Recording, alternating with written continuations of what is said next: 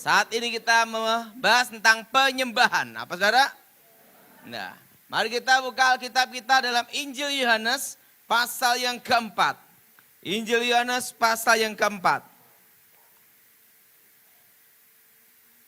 Injil Yohanes pasal yang keempat ayat 20 sampai dengan 24.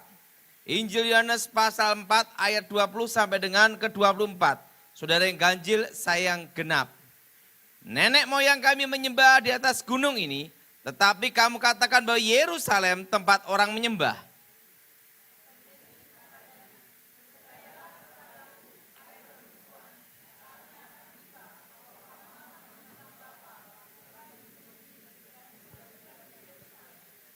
Kamu menyembah apa yang tidak kamu kenal. Kami menyembah apa yang kami kenal. Sebab keselamatan datang dari bangsa Yahudi.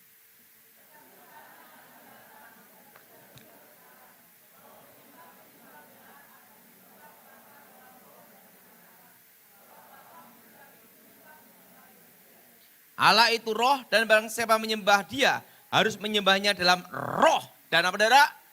Kebenaran. Nah, amin. Nah, sekarang kita bahas tentang apa penyembahan roh. Arti penyembahan roh yaitu adalah sesuatu yang fokus. Apa saudara? Segala pusat perhatian itu difokuskan. Nah, banyak orang doa pikirannya kemana-mana. Ada capcay, ada nasi goreng, betul? Nah, ya, yang disebut penyembahan roh itu adalah pemokusan dalam satu tujuan, satu titik. Jelas saudara?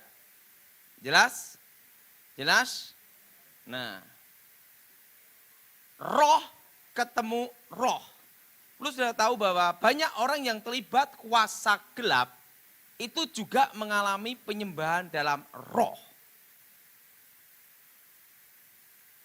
Sehingga dia lakukan suatu pemfokusan, fokus semua perhatian satuan titik. Bahkan mereka bisa bertapa 7 hari, 40 hari, bahkan berbulan-bulan. Betul? Dalam satu titik. Nah, tidak semua orang yang menyembah roh ada kebenaran. Banyak orang menyembah dalam roh tapi bukan kebenaran. Jadi kita harus tahu dulu apa yang disebut namanya penyembahan roh dulu. Jelas? Jadi perhatiannya ada di dalam segenap satu titik. Nah, kedua, nah, penyembahannya, ini arti penyembahan, sampai menembus alam roh. Makanya orang kalau yang terlibat kuasa gelap, dia bisa ketemu setan. Betul? Betul? Sampai ketemu apa? Nah, banyak orang Kristen menyembah Tuhan, belum tentu ketemu Tuhan. Betul? Karena apa? Dia belum sampai level yang kedua, yaitu apa saudara? Dalam roh sampai ketemu Tuhan. Nah, mereka menyembah dalam roh. Ini ada pertama fokus dan yang kedua adalah sampai ketemu apa? Roh. Nah, dan yang ketiga, penyembahan dalam roh kalau orang kebatinan, orang terlibat okultisme sampai terjadi penyiksaan diri. Dan klimaknya adalah kerasukan. Makanya saudara kalau orang itu kan, kalau kita lihat tentang Elia dan nabi-nabi Baal, itu kan nabi-nabi Baal sampai mencabik-cabik badannya, melukai badan diri, sampai apa? Tidak sah. Supaya ketemu apa? Tuhan. Karena merasa dengan melukai dirinya, merasakan rohnya bisa ketemu roh. Nah, ini kalau penyembahan yang orang yang terlibat kuasa gelap. Bahkan puncaknya adalah apa? Nah, yang keempat, penyembahan dalam roh yang bukan dalam Tuhan, itu sampai keterusan pengosongan pikiran. Jadi bukan hanya satu titik. tapi sampai pengosongan pikiran. Nah, jadi levelnya sampai kosong. Bukannya keluar ngeroh gosok, keluar mati lah. Artinya sampai alam pikirannya itu blank. Setelah 1 titik sampai 0. Jelas? Jelas? Jelas? Makanya dulu sebelum saya bertobat, untuk latihan penyembahan roh. Tapi ingat, banyak orang menyembah roh, tapi belum tentu Ini makanya dulu sebelum saya bertobat, pertama kali latihan itu lihat lampu teplok. Minyak tintir itu, api gini, minyak tanah, itu fokus terus gini. Untuk latihan belajar fokus. Satu tujuan. Habis latihan, hitam semua. Karena itu latihan apa? Fokus. Dan kalau penyembahan roh yang bukan dalam Tuhan, itu klimaknya adalah apa? Kosong. Dan apa daerah? Kerasukan.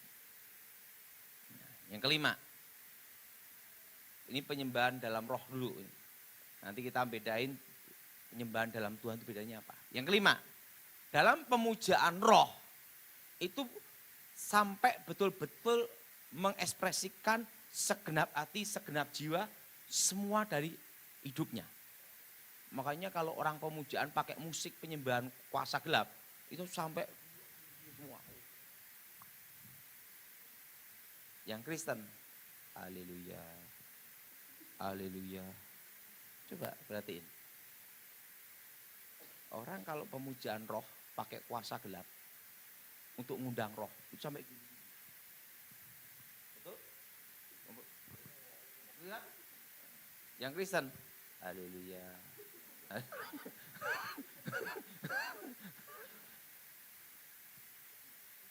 Maka Yesus berkata, banyak orang menyembah dalam roh, belum tentu Ini contoh penyembahan dalam roh. Jadi klimak dalam penyembahan roh itu adalah apa? Kosong. Dalam 1 titik sampai kehilangan kesadaran. Nah, jelas? Jelas? Dan ada namanya supaya merasa lebih dekat dengan dewanya. Nah, apa bedanya penyembahan roh yang dalam Tuhan? Kan gitu. Yang pertama, penyembahan dalam Tuhan pertama adalah pemfokusan dan tidak ada yang namanya pengosongan pikiran atau penyatuan alam. Jadi kalau penyembahan dengan kuasa gelap itu selalu berhubungan dengan penyatuan alam. Apa saudara? Makanya perlu namanya semedi. Penyatuan apa? Alam. Ingat, dunia ini sementara waktu seizin Tuhan, penguasa dunia ini adalah setan. Betul? Kalau menyatu dengan dunia ini, menyatu dengan apa? Setan. Jawab sendirilah ya. Tapi Yesus berkata bahwa penguasa dunia ini sudah dihukum dan ditaklukkan. Amin. Yang pertama, kalau penyembahan dalam Tuhan, itu memang ada fokus perhatian. Tetapi tidak sampai kehilangan kesadaran. Yang kedua, penyembahan dalam roh dalam Tuhan itu sebenarnya apa? Salah satunya adalah bahasa roh. Itu roh ketemu roh. Pak, kalau bahasa roh itu bisa diajarkan enggak? Itu karunia roh. Kalau kalian ingin berbahasa roh, ikuti saya. Sikira baraba sandal jepit. Satu gereja sandal jepit. Enggak. Itu enggak benar. Bahasa roh itu adalah tanda dipenuhi oleh Roh Kudus. Dan itu tidak diajarkan manusia. Dan pada waktu orang dibaptis Roh Kudus, dia berbahasa roh. Sesungguhnya dia memulai penyembahan roh yang pertama kali. roh ketemu roh. Nah, jadi orang berbahasa roh itu justru roh ketemu roh. Nah, ingat, dalam puncak ritual kuasa gelap, itu adalah apa? Puncak ketemu roh dengan roh, itu adalah kesurupan. Nah, bedanya kalau kita orang Kristen dalam Tuhan, dipenuhi Roh Kudus, sadar. Pak, kalau ada yang kerasukan tuh apa bedanya dengan yang dipenuhi Roh Kudus? Beda. Kalau yang dipenuhi Roh Kudus itu masih sadar. Pak, saya dipenuhi Roh Kudus sampai tidak sadar, itu kesurupan.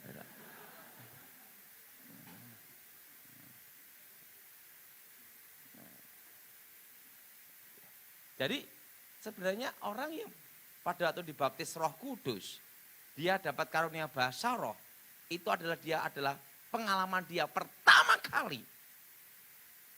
Roh ketemu roh. Jadi saudara tanya sama saya, bagaimana saya penyembahan dalam roh untuk memulainya? Salah satunya adalah apa? Engkau dibaptis Roh Kudus dan mengalami karunia bahasa roh, roh ketemu roh. Itu tidak mudah. Jelas? Nah, kalau orang kebatinan sebelum saya bertobat, roh ketemu roh sampai kesu. Nah, bedanya kalau kuasa Tuhan, Roh Kudus itu masih sah. Nah, kalau orang kebatinan tidak sadar. Yang ketiga,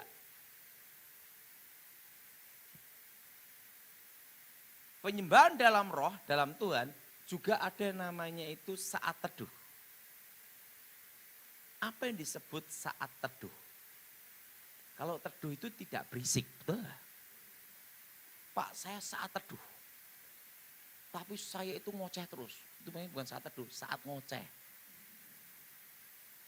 Nah, saat teduh, di mana waktu kita memuji, menyembah Tuhan, kita berdiam diri tenang. Doa di dalam hati, ingat, roh manusia adalah pelita Tuhan. Amin. Berdoa dalam hati, setelah kita bahasa roh, setelah kita menyembah Tuhan, kita duduk tenang. Tuhan, bicaralah, aku mendengar. Tapi suara itu di dalam hati kita. Menunggu suara, makanya saya kalau nyembah Tuhan, itu memuji Tuhan, menyembah Tuhan, bahasa roh, setelah itu diam. Memberi waktu Tuhan bicara. Orang kebatinan sebelum saya bertobat, apa bedanya? Kalau orang kebatinan, itu memulainya tidak ada pujian penyembahan. Langsung dia bertapa, dia diem, menyatu dengan alam. Setelah itu apa? Sampai apa? Klimaknya apa? Ketemu roh dan mendapat apa? Bisikan roh. Nah, sebelum saya bertobat namanya wangsit. Jelas? Jelas? Namanya apa? Wangsit. Ingat, sebenarnya apa yang dilakukan setan itu menduplikat, menjiplak apa yang dilakukan Tuhan untuk menyesatkan manusia. Jelas? Dan yang ketiga, dalam penyembahan dalam roh, dalam Tuhan, itu tidak ada penyiksaan diri. Sakit mah, supaya ketemu Tuhan. Tidak makan, tidak minum, asam lambung naik, masuk rumah sakit. Betul? Itu namanya penyiksaan diri. Nah, tujuan puasa itu bukan hanya tidak makan. Sebenarnya supaya lebih fokus. Sebelum saya bertobat, kenapa orang itu belajar mantra itu mengasingkan diri, mengucapkan mantranya, supaya jauh dari keramaian dan bisa lebih fokus. Tapi puncaknya sebelum saya bertobat adalah kehilangan dan apa saudara? Roh ketemu. Nah, kalau sebelum saya bertobat itu, setelah bertobat ketemu Tuhan, dipenuhi Roh Kudus. Roh ketemu roh. Nah, ketiga, Jadi ingat, kalau dalam Tuhan tidak ada apa saudara? Apa saudara? Tidak ada penyiksaan. Dan kalau yang dalam Tuhan itu masih ada sadar kontrol 100%. Nah, yang ke berapa? Keempat.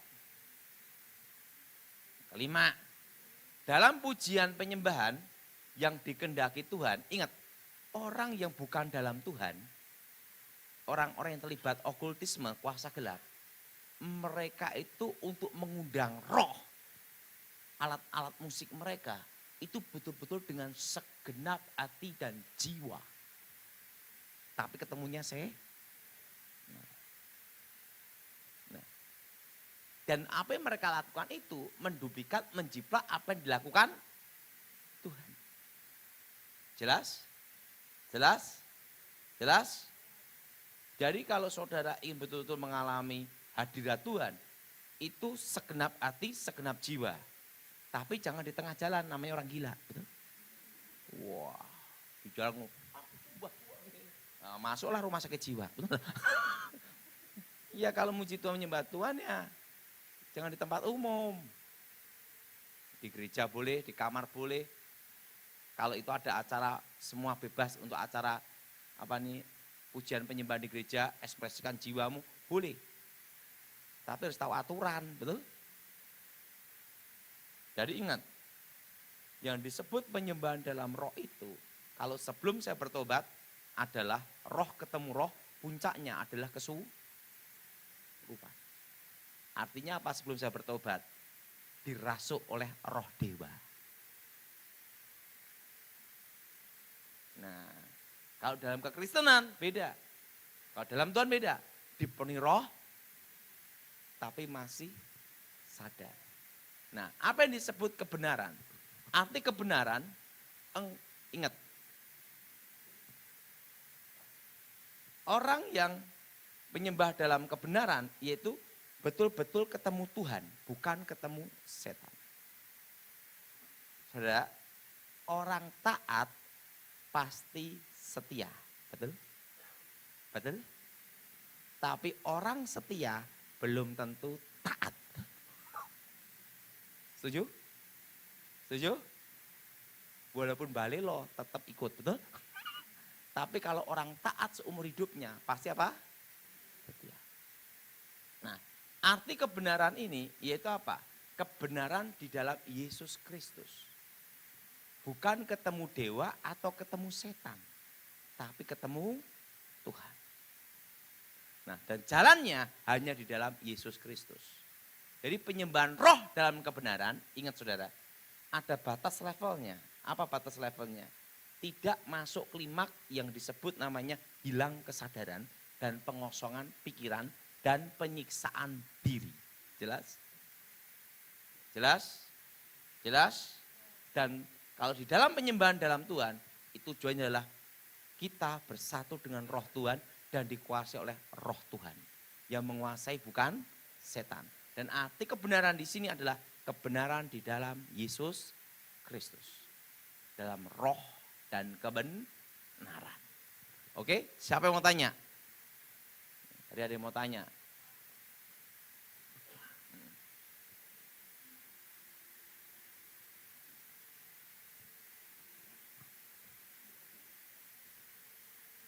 Saya mau nanya Pak, saya pernah ikut satu ibadah, di situ ada satu orang yang dipanggil sama gembalanya terus dipinjam tubuhnya. Dipinjam tubuhnya untuk menghakimi roh jahat yang waktu itu manifestasi di tempat itu. Nah waktu itu saya tanya ke gembalanya, kan tubuh kita ini baik Roh Kudus, apakah diperbolehkan memakai tubuh jemaat? Oke. Itu? Pertanyaan ibu ini sangat bagus, tapi mumet. Tapi saya akan jelaskan. Jadi penyembahan okultisme dalam ritual kuasa gelap itu ada namanya suatu kasus di mana ilmu ini itu dia bukan dalam Tuhan, itu ilmu kebatinan, kuasa gelap. Jadi coba berdiri, yang berdiri. Saya ingin tahu siapa dia. Siapa dia? Nah, waktu dia manifestasi roh jahat, saya akan transfer roh ini masuk ke dia. Maka dia nanti akan cerita semua tentang ini, ya kan? Lah, kok tahu Pak? Dulu kan praktek. Nah, ini sebenarnya penyembahan dalam roh yang bukan dari Tuhan. Ini hubungannya dengan okultisme, namanya transfer spirit. Terima kasih. Ingat, tubuh kita adalah bait Allah. Amin? Siapa yang setuju angkat tangan? Nah, saya mau tanya, Tuhan dan setan bisa reuni enggak? Enggak bisa. Tuhan tidak bisa join dengan setan. Ingat, kasus Ayub, beda. Ayub berkata pada Tuhan, karena engkau melindungi Ayub. Artinya iblis mau nantang Tuhan. Apakah Ayub itu setia? Betul? Tuhan ngomong, silahkan, kuizinkan. Tapi ingat, Tuhan tidak kompromi dengan setan. Kalau Tuhan kompromi dengan setan, dunia ini hancur. Betul? Jelas? Nah, kalau itu namanya kasus kuasa gelap yang berhubungan dengan okultisme. Itu enggak benar. Itu praktek okultisme. Nah, ada lagi dalam kasus, ya ini kalau itu bukan kasus penyembahan dalam roh, tapi kasus apa? Okultisme. Itu seperti ini.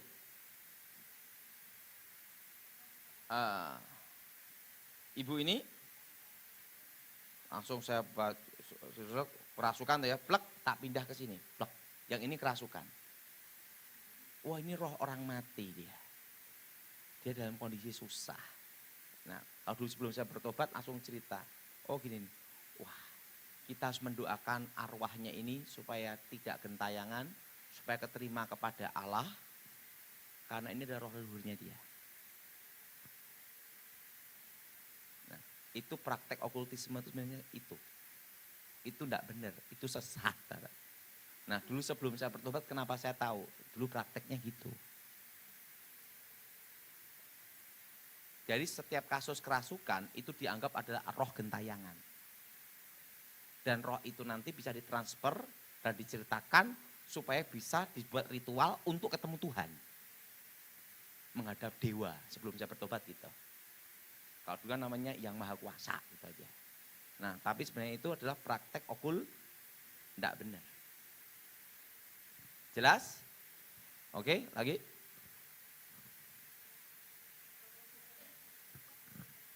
Namanya itu muja.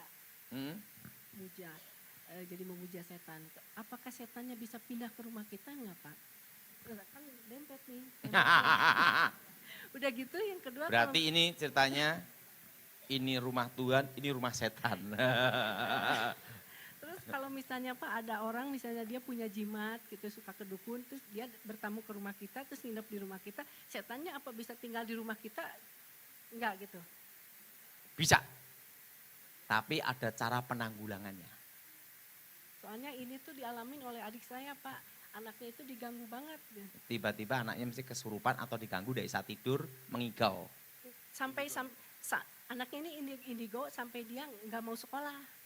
Oke. Setiap mau pergi ke gereja, sekolah sakit Berarti terus. ada jimat yang dibawa dalam rumah. Oke, saya jelasin. Ini cara, karena gini ya, kita punya saudara, dia pegang jimat. Nggak mungkin waktu minta main ke rumah kita usir, kan ribut, betul nggak? Betul? Betul? Wah, setelah jadi Kristen langsung mengucilkan diri. Saudara atau ayah aja semua diusir. Nah, misalnya ayahnya itu terlibat penyembahan kuasa gelap. Nah, begitu masuk rumah, keluar kamu, kue setan, gimana? Wah, kacau juga, betul? Nah, betul? Nah, kita kan enggak mungkin ngusir orang, betul? Kita ini negara Pancasila. Nah, sekarang tak beritahu caranya untuk menangani hal ini. Untuk menangani hal ini, Maka rumah saudara perlu disucikan dengan darah Yesus dan diberkati dalam nama Yesus, dikasih minyak urapan. Setiap pintu. Nah, seperti kemarin saya sarankan kalau minyak urapan itu lebih baik yang doa kalau satu tempat ini seluruh tempat ini supaya angkat tangan. 2 orang atau 3 orang di dalam nama Yesus, Yesus hadir. Dan 2 orang sepakat apapun permintaannya Nah, kalau semua ini banyak kan dikabulkan. Nah, makanya kalau saya sarankan doa minyak urapan itu acara lebih baik di gereja atau di tempat persekutuan gini, semua dengan iman mentumpang tangan. Nah, minyaknya diolesin setiap pintu. Jadi nanti kalau punya ayah atau saudara atau adik yang terlibat setan dan bawa jimat di rumah, jimatnya, bendanya tetap ada, tapi kekuatannya tidak berfungsi. Setannya di luar rumah.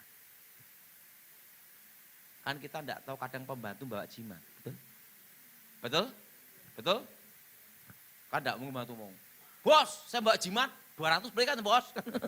kan enggak mungkin itu, pembantu diam-diam bawa gitu ya. Kita kan enggak mungkin cek satu-satu, betul?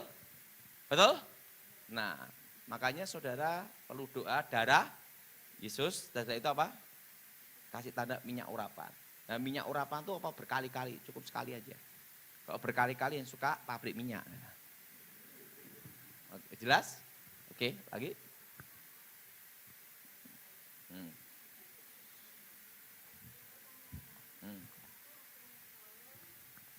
Oke. Ada 2 pertanyaan. 1, yang Saul ketemu dengan wanita. Samuel. Ya, itu apakah itu roh jahat atau memang itu rohnya Samuel? Oke. 1. Yang kedua, saya punya teman tapi satu keluarga ini berbeda agama, jadi belum percaya sama Tuhan Ya, Yesus. Pancasila berarti. Ya.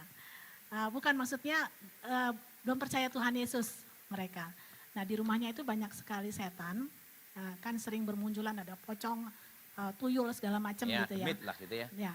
Nah, apakah kita bisa mengusir setan di rumah itu sementara keluarga itu belum percaya sama Tuhan Yesus? Dan kalau misalnya kami mau mengusir, gimana caranya? Oke. Yang pertama Kasih. tentang Saul. Dalam konteks Saul memanggil arwah Samuel. Yang pertama, perlu sudah tahu dalam suatu aturan alam roh, aturan dimensi, artinya itu adalah hukum alam gaib. Dan hukum ini adalah di alam gaib. Hukum perdukunan. Dukun pun ada hukumnya loh. Setiap roh yang bisa dipanggil, tingkatannya itu lebih rendah dari sang pemanggil. Presiden panggil menteri, karena presiden di atas menteri. Betul? Menteri panggil presiden, menterinya besok dipecat. Betul? Itu hukumnya. Makanya kalau orang nyedot pusaka, suatu pusaka yang bisa dipanggil dan diambil dukun, maka pusaka itu kekuatannya lebih rendah dengan pusaka dukun. Baru bisa diambil pusakanya. Nah, makanya kalau pusaka yang hebat, sebelum saya bertobat, tidak bisa ambil sembarang ambil. Harus bertapa dulu, berpuasa, sampai jimat itu datang sendiri. Karena kekuatannya beda. Nah, saya mau tanya, Samuel sama dukun, nabi sama dukun, pakatnya lebih tinggi mana? Nah, kalau roh ini dipanggil dukun, berarti rohnya di bawah apa? Di bawah dukun. Di bawah apa? Di bawah dukun.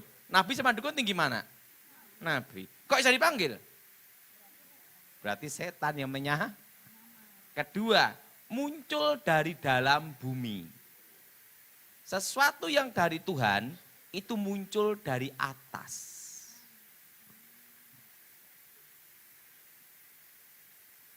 Yesus waktu dimuliakan, dia ketemu apa?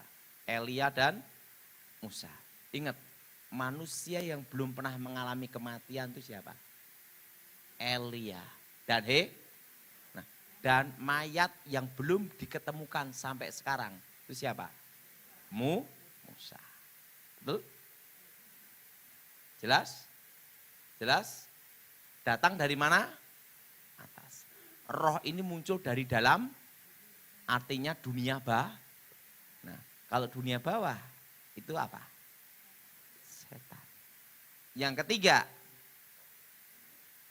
nubuatnya tidak terjadi. Saul, engkau dan anak-anakmu besok mati. Arti besok itu betul-betul besok. Jadi satu keluarga Saul semua akan mati semua. Betul?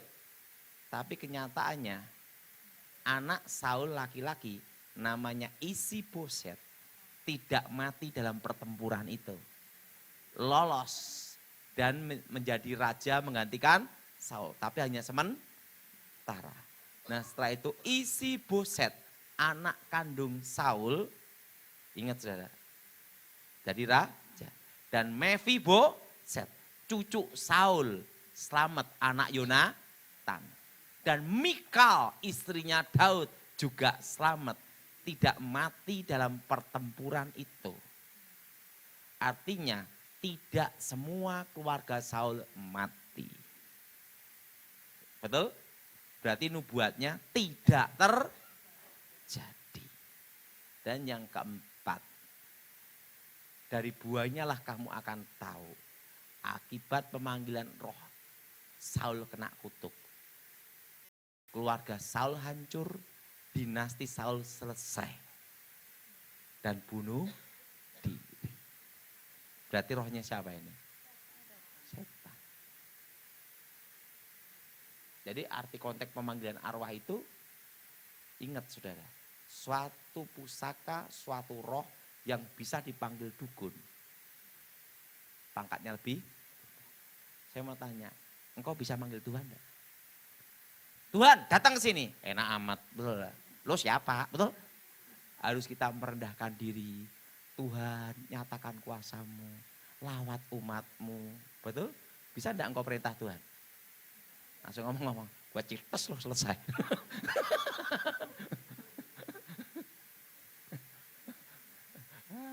Enggak bisa. Nah yang kedua tadi apa tadi? Keluarga yang belum percaya Tuhan Yesus, tapi di rumahnya banyak Oke. setan. Saya mau tanya, kalau orang kerasukan yang bukan Kristen, bisa enggak diusir setannya? Bisa. Karena tidak ada setan Kristen. Kalau kita udah ngomong, dalam nama Yesus, kamu setan Kristen jemaat di mana?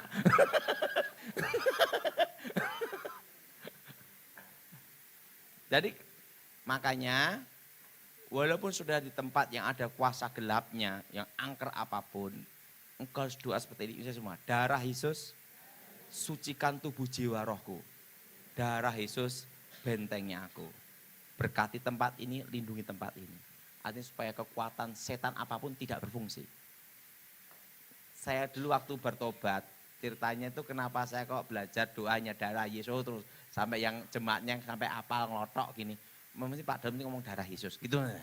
Jadi ceritanya itu gini sebenarnya. Saya itu waktu bertobat diajar doa Bapa Kami. Sudah sampai sebulan enggak hafal-hafal. Enggak hafal-hafal. Saya aja sampai sekarang terus terang pengakuan Imam Rasuli enggak hafal-hafal juga. Lebih baik kan jujur, betul enggak? Wong saya aja tuh setir mobil itu enggak boleh sama istri saya, harus diawasin. Karena suatu saya ngeblank masuk sawah. Jadi kan dulu saya pernah hilang ingatan, amnesia. Jadi kadang tuh gelap hilang itu. Makanya saya naik mobil, istri saya ngomong, daripada papi nanti saya setir aja. Pak Rudi Tanu kan pernah tak setiri mobil. Daud, biar Pak Daud, sini saya mau setir sendiri. Saya dapat SMS bagus sekali loh. Ngomongnya gini. Banyak orang ingin masuk surga. Betul? Siapa yang setuju? Angkat tangan. Tapi disuruh duluan pada nggak mau.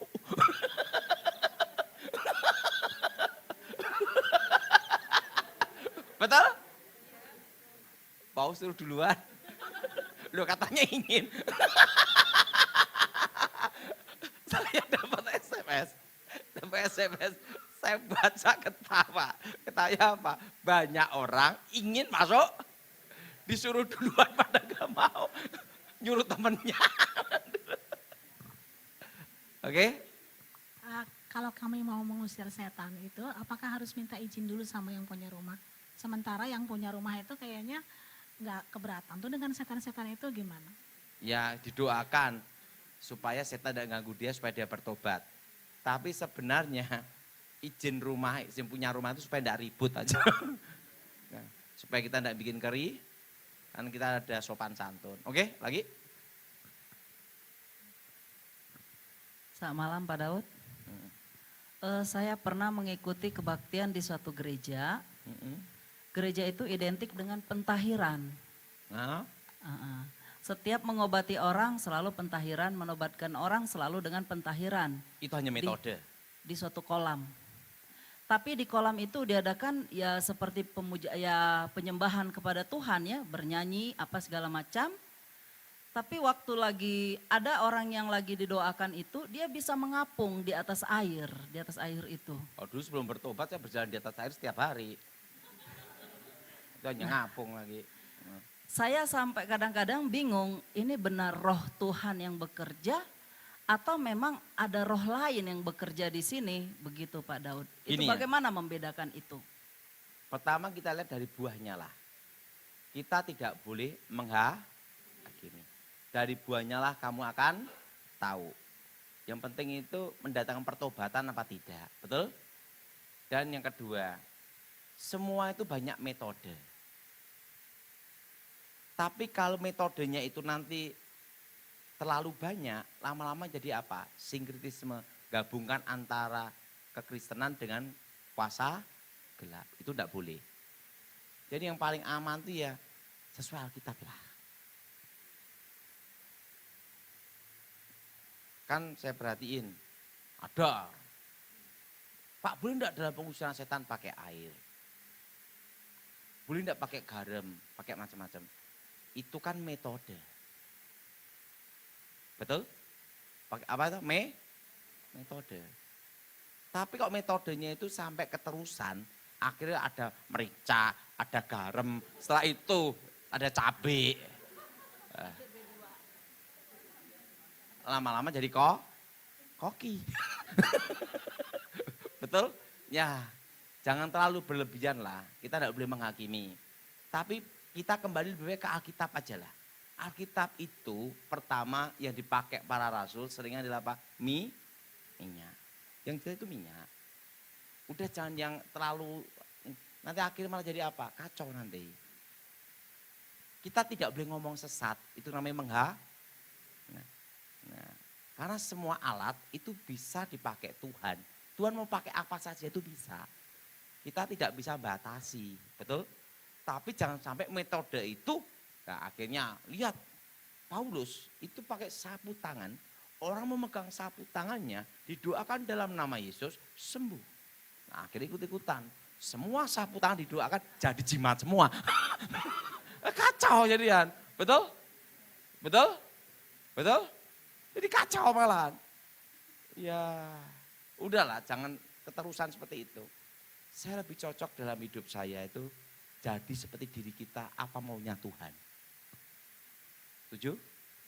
Maunya Tuhan itu apa ya jadilah. Nggak usah banyak-banyak. Saya cerita, ini kisah nyata. Saya punya teman waktu sekolah Alkitab. Waktu itu yang terkenal Ben Hinn. Maka dia khotbah kayak Ben Hinn. Wah. Tiba-tiba ngetop Reinhard Bonnke. Dia mirip Reinhard Bonnke khotbahnya. Nah. Jadi siapa yang ngetop?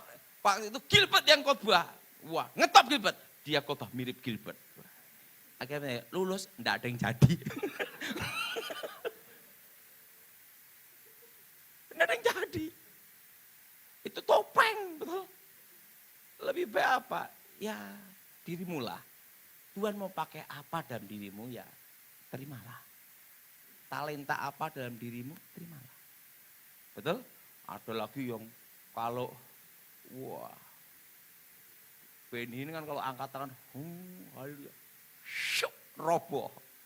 Itu teman saya itu. Dia praktekkan Taruh robo. Malah yang didoakan gini. Udahlah. Jangan ikut-ikut lah. Kalau ikut-ikut, enggak ada yang jadi udah. Malah malu, betul? Betul? Lah saya punya teman ngalami. Wah, ada yang pakai jas, pakai sapu tangan. Saya ngomongnya sama dia, kenapa enggak anduk sekalian? Aduh, kacau dah. Kita enggak bisa ikut-ikut itulah. Ya Tuhan mau pakai engkau gimana caranya? Kayak Smith Wigglesworth, wah ada orang kena kanker di perutnya. Langsung dia doa, dalamnya ditonjok, kankernya keluar. Tuhan mau pakai dia dengan cara itu. Tapi you jangan coba-coba. Ada orang sakit perut, waduh kok bisa dijotos. Enggak bisa. Enggak bisa. Betul? Betul? Bukan aja kamu doain orang nonjok, tapi ganti ditonjokin orang. Enggak bisa. Betul? Enggak bisa. Jadi ya Tuhan mau pakai kita, model apa ya lakukanlah. Enggak bisa kita batasi. Oke, lagi? Satu lagi lah Pak. Satu lagi Pak, sebentar Ya, Pak. sana. Oke.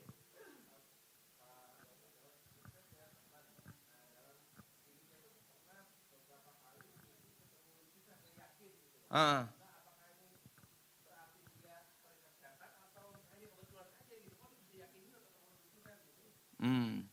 Lucifer. Oke. Setahu saya, kalau menurut saya itu setan menyamar aja jadi Lucifer. Karena Lucifer sendiri kalau datang nemui seseorang, itu ada ciri dan tandanya. Pertama adalah alam bereaksi. Petir sambung menyambung, gempa bumi, angin ribut. Itu kalau Lucifer datang. Nah, selama tidak ada reaksi alam, berarti bukan dia. Itu hanya setan, anak buahnya Lucifer yang ngaku Lucifer. Karena banyak sekali kasus kerasukan itu ngakunya Lucifer. Kenapa saya ngomong demikian? Dalam hidup saya pernah ketemu dia. Jadi saya tahu bahkan wajahnya kayak apapun, saya tidak bisa lupa. Dan itu ada reaksi alam. Waktu itu saya masih ingat kelas 2 SMP waktu itu. Guru saya ngomong sama saya,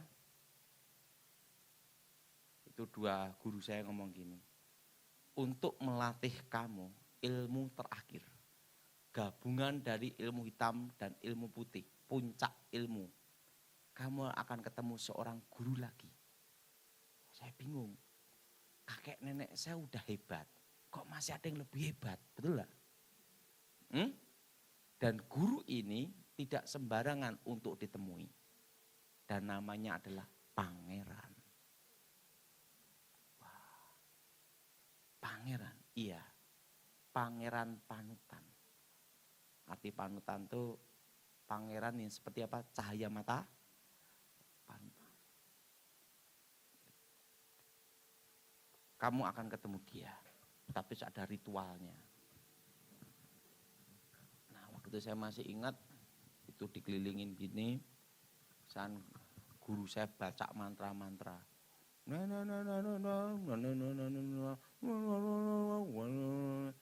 Itu dia baca mantra terus.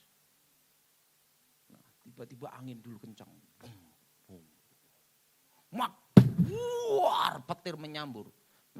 Tiba-tiba gempa. Itu angin ribut. Tiba-tiba hujan. Turun sedikit aja.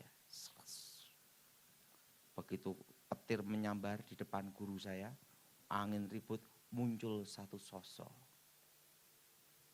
Tingginya 3 meter. Wajahnya seperti anak muda.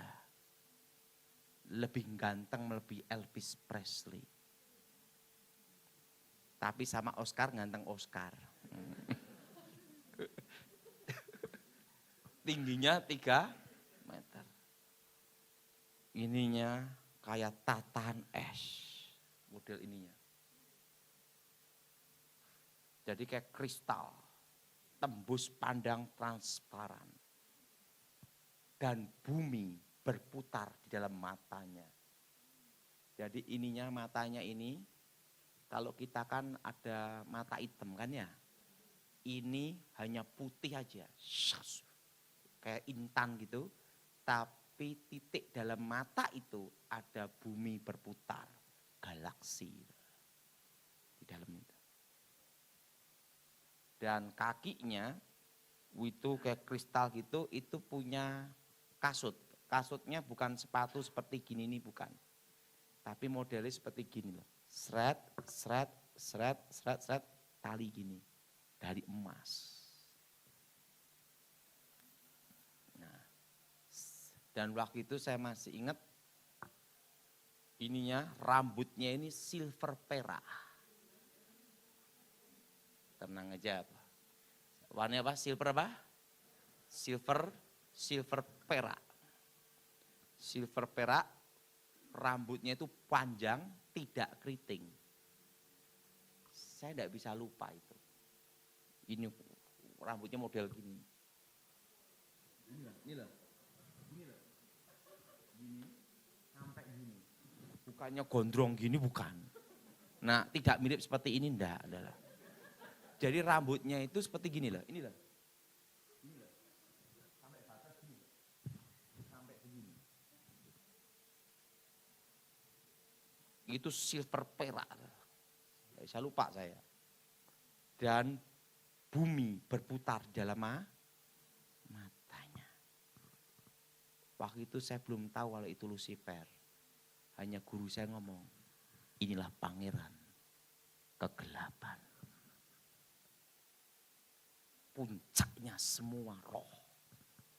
Dia ngomong puncaknya semua roh. Nah, disitulah saya dilatih. Saya dilatih tidak lama. Saya hanya dilatih 7 hari 7 malam. Untuk melatih ilmu namanya pamengkang jagat. Membelah dunia. Kekuatan untuk menyetop jantung manusia. 5 menit pasti berhenti. World itu kekuatannya 3 benua. Sekalipun di Arab tetap jantung berhenti. Itu yang ditakuti lawan-lawan saya sampai sekarang. Nah, makanya setelah saya bertobat, ilmu itu hilang. Dan pada waktu saya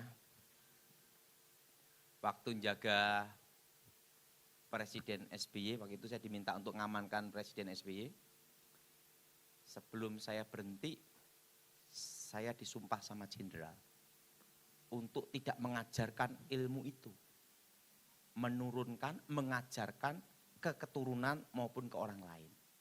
Jadi biar ilmu itu hanya stop sampai kamu. Saya tanya, kenapa jenderal? Kalau sampai ada yang tahu rahasia itu, maka banyak pejabat mati tanpa jejak semua. Dan puncak dari ilmu itu adalah waktu akan berhenti. Tidak menguasai ilmu itu, puncak terakhir itu waktu akan berhenti. Masa lalu dan masa akan datang akan ketemu satu titik. Dan menguasai waktu. Nah, di situ saya baru sadar kalau yang ketemu saya waktu itu.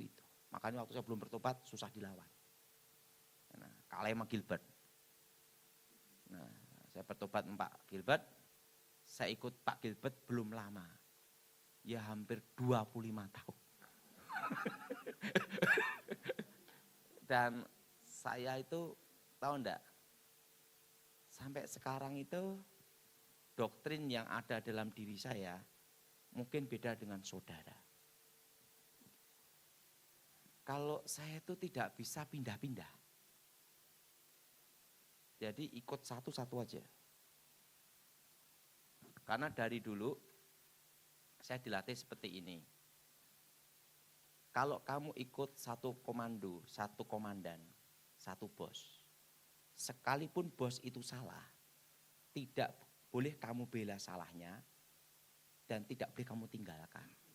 Kamu jaga dia apapun yang terjadi. Sampai titik darah penghabisan. Dan sekalipun dia mengusir kamu pun, kalau dia ada orang mau membunuh dia, kalau selamatkan dia. Nah itu doktrin saya dari kecil itu seperti itu. Makanya saya ini ikut Pak Gilbert, begitu bertobat ikut Gilbert, tidak pernah pindah gereja. Ya Gilbert terus. Gilbert kanan kiri ya ikut terus. Gilbert ke kanan, Gilbert ke kiri, Gilbert ke lurus, ya ikut aja udah sampai sekarang. Karena saya tidak biasa dua komando. Saya hanya, umur hidup saya itu saya hanya dilatih satu jalur, namanya jalur merah, jalur komando. AA, tidak bisa dua, tidak bisa main dua kaki. Nah setelah saya tidak menjaga Pak SBY pun, saya tidak ke Prabowo juga tidak ke Jokowi. Saya ada penawaran ke sana ke situ ada, saya tidak mau. Kenapa tidak mau? Dua-duanya tidak. Udah bebas, jadi orang bebas, kalau terlibat lagi kan capek, betul? Saya masih ingat, tahun lalu saya sudah khotbah. 2018 akan terjadi apa? Krisis ekonomi. Sekarang udah mulai belum? Siapa yang dengar saya khotbah itu, angkat tangan. Iya kan? Betul? Dan ingat, waktu itu saya ngomong apa? Jangan utang bank. Apa saudara? Jangan apa? Jangan utang bank. Kedua, pegang rupiah secukupnya untuk keperluan. Karena rupiah akan inflasi anjlok. Tahun lalu kan saya ngomong gitu. Dan itu sudah saya khotbahkan sejak tahun 2014. Karena Tuhan sudah memberitahu saya, pada waktu saya kecelakaan nabrak truk itu, bahwa Indonesia akan dipulihkan Tuhan 25 tahun dimulai krisis 98. Berarti pemulihan Indonesia itu adalah tahun 2023.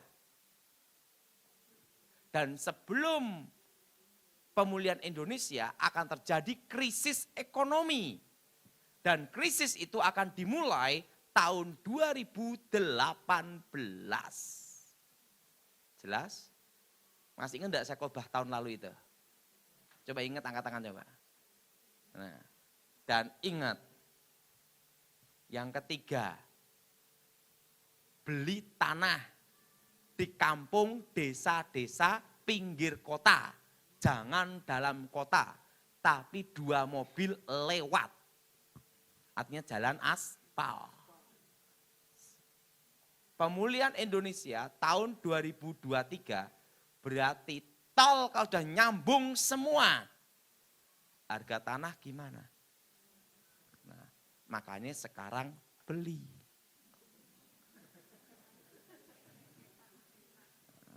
Jelas? Sekarang apa? Kenapa beli? Ingat, saat inilah krisis ekonomi, maka orang perlu uang cash untuk hidup.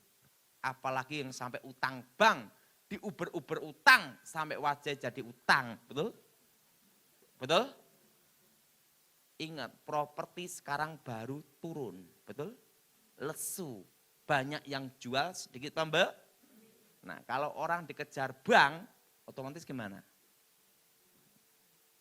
Nah, dan ini nanti tahun ini berat dan tahun depan lebih berat. Makanya tahun ini dan tahun depan beli. Waktu semua orang butuh duit beli. Ingat 2023. Jelas? Jelas? Pinggir jalan di bawah 2000 meter. Kenapa enggak hektaran? Supaya jualnya enggak susah. Oke, lagi. Ini saya kasih tahu cara dagang. Oke, lagi. Oke. Malam Pak, Pak mau tanya, dulu kan saya tinggal sama orang tua satu keluarga di satu rumah.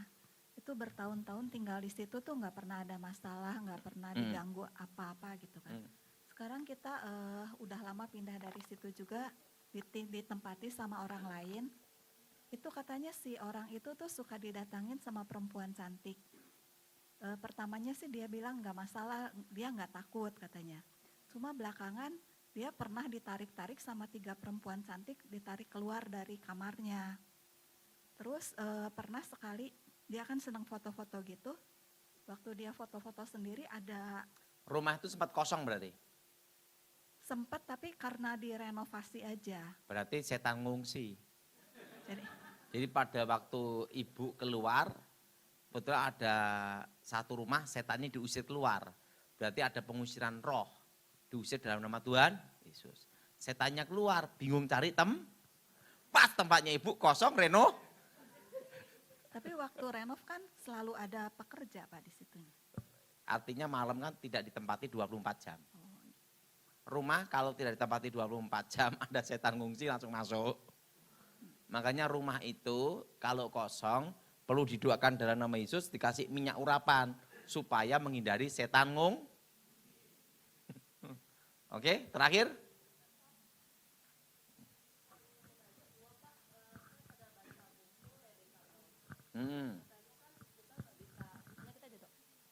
Kita didoakan nggak bisa sembarangan terima tumpang tangan dari pendeta atau dari siapapun. Soalnya kan pendeta ada juga yang kita nggak tahu, misalnya dia belum bertobat, masih ada roh najis, misalnya dia masih suka ngerokok atau nonton film yang kayak gitu porno, rohnya bisa transfer pas dia tumpang tangan ke jemaatnya. Jadi katanya kalau memang kita pelayan Tuhan mau pemusik atau apapun, memang harus benar-benar dalam Tuhan. Jadi memang udah nggak ada dosa, jadi biar nggak transfer ke jemaat. Satu. Saya mau tanya, ada enggak manusia tanpa dosa dalam 1 tahun? Itu kan menurut bukunya Pak. Enggak, saya mau tanya, ada enggak? Nggak ada. Terus yang kedua Pak, kalau misalnya ada yang mimpi ketemu orang tuanya udah meninggal atau kakaknya udah meninggal, itu kenapa Pak? Itu. Terima kasih Pak. Oke. Yang pertama, memang ada dalam kasus namanya transfer spirit. Yang menjadi celah dosa itu adalah dosa yang mengikat. Itu semua, dosa yang mengikat. Akar pahit kecewa dendam itu dosa mengikat. Makanya kalau orang itu akar pahit kecewa dendam, sekalipun orang Kristen bisa kesurupan. Makanya ada waktu pelayanan pelepasan, ada orang kecewa dendam, tidak mau ngampuni. Waktu didoakan dia Kenapa kesurupan? Karena dia ada celah dosa. Yesus berkata apa? Kalau kamu mengampuni, Bapamu pun mengampuni. Kalau tidak mengampuni berarti tidak ada kasih Allah dalam dirinya. Betul? Betul? Nah, bisa enggak orang Kristen kesurupan? Nah, siapa yang ngomong bisa angkat tangan? Nah, penyebabnya apa rata-rata? Kekecewaan dan akar pahit. Makanya ada orang yang itu bukannya orangnya itu kerasukan setiap jam, enggak, belum tentu. Sesaat aja, pada waktu dia tidak mengampuni. Berarti tidak ada kasih Tuhan dalam dirinya. Jelas?